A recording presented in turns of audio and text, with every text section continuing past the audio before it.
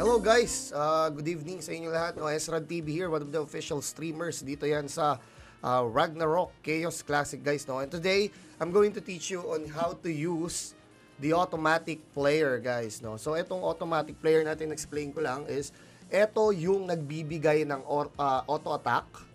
So kahit nasa trabaho ka, na may lakad ka, pwede mo siyang gamitin na automatic tumitira yung character mo. And sa pagkakabasa natin dito, turning on this feature will result in a reduction of 75% from your base XP or job rate. So basically guys, pagka ginamit mo tong automatic player na to, mababawasan yung XP gain mo tsaka yung job rate experience mo. Alright? So the reason for that is to maximize the usage of this automatic player para syempre naman, para kahit paano may thrill, di ba? And yun, let's move on. Paano gamitin? So Pe-press ko lang yung F5. Nasa F5 ko kasi siya. So, this first feature calls the automatic system that has off.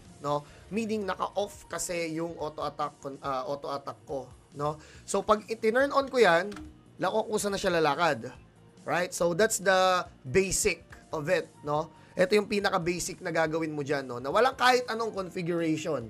Basta titira lang siya. Hindi siya maglulot, titirahin niya lahat ng monster, ganyan. Alright, so to config this one, isa-isahin natin dito, melee attack. So kung ikaw ay melee, na like me, which is a swordsman, you can use this, you can ignore this feature, So hayaan mo na, naka-on lang naman yun eh. And then, let's move on to this regeneration. When it comes to auto-heal, yung auto-heal natin na first one is para sa may mga heal yan. Okay, so basically, priest, monks, acolyte, crusaders, yan, pwedeng gamitin yan yon. Pero, kung meron kang all-in-one ring, which is yung nasa rental shop natin, pwede mo siyang ilagay yung level 1 heal, okay? So, eto na, move tayo sa HP or SP potion. So, I'm going to teach you on how to set this one up para mamulang kayo ng problema dito. Kasi may mga instances kasi na kusang nauubos kahit puno yung buhay mo, nauubos siya. So, here's how to set this up. So, first, add or modify potion. Okay? So, pag kinlik mo yan, lalagay mo yung training red potion ko, which is 31500. Okay? 31500.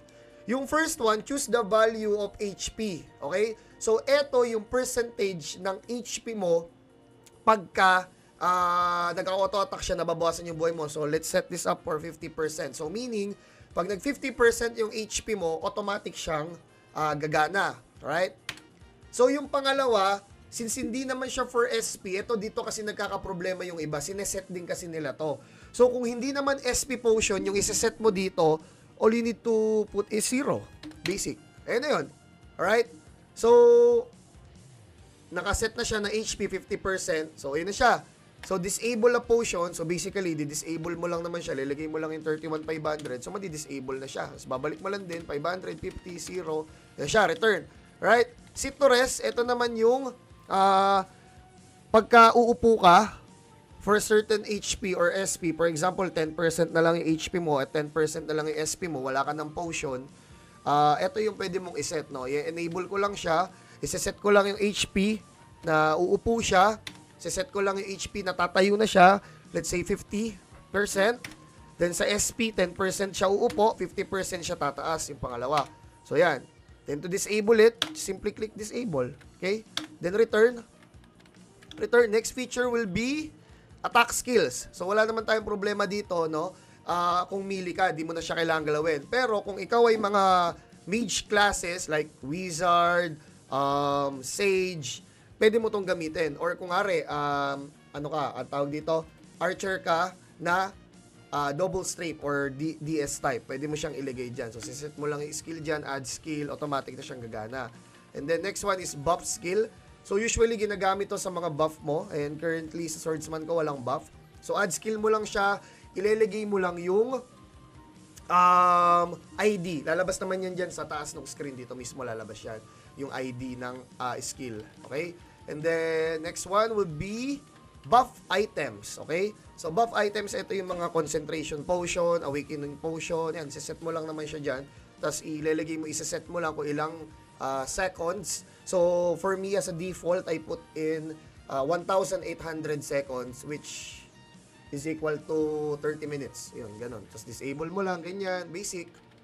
Then, next one would be teleport. So, ito, may mga problema dito, guys, no? So, kailangan make sure nyo lang dito na naka-on. Ayan, naka-on dapat, no? Parehas dapat naka-on yung teleport skill, kung meron ka namang teleport skill, and then fly wing. And then, ang gawin nyo na lang kasi dito, ako kasi ginagawa ko 5,000 seconds, or 5 seconds rather, no? 5 seconds para mas ano, kasi pagka masyado siyang mabilis, pag ginawa mo siyang 2 seconds, 3 seconds, yung port siya ng port, parang medyo nagbabag nga talaga siya, no? Pero, we'll double check it, or I'll double check it kung ano pa yung ibang mga pwedeng gawin using this one. Pero, so far, yun, wala naman ako nagiging problema sa 5 seconds. And then, ito, set HP, minimum HP. Ito yung pag na-reach mo na yung HP mo, kanyari, mamamatay ka na. Let's say, 10% na lang yung HP mo, mag-automatic, ano siya, TP siya, okay? So, yun, dyan lang naman yan. Ito, guys, ito yung isa pa. Ito yung isa sa mga nagiging ano natin dyan. Ito, monster selection. So, for example, in this map, no, ang hinahunt ko kasi dito is Peko Peko egg card. So, all I need to do is to put in add a monster. Lalagay ko lang yung Peko Peko, yung ID ng Peko Peko egg, and then, excuse me, automatic, puro Peko Peko egg na lang yung titirahin niya within this map. Make sure nyo lang na yung map na pupuntahan nyo is merong monster na ganon. Yung iba, baka kaya hindi uma-attack yung sa inyo, kailangan nyo siyang i-clear list. Yan, i-clear list nyo lang siya. Tapos, yun na. Tapos, and then, ignore aggressive monster or attack aggressive monster. Depende na sa inyo kung paano nyo i-set yan. So, ayan. And, kung gusto nyo reset lahat ng settings nyo, reset nyo lang. And then, we're good to go. Yun, ganun lang yung pag-set up ng ano. And I hope you guys support our server, Ragnarok Chaos Classic. See you. Let's go.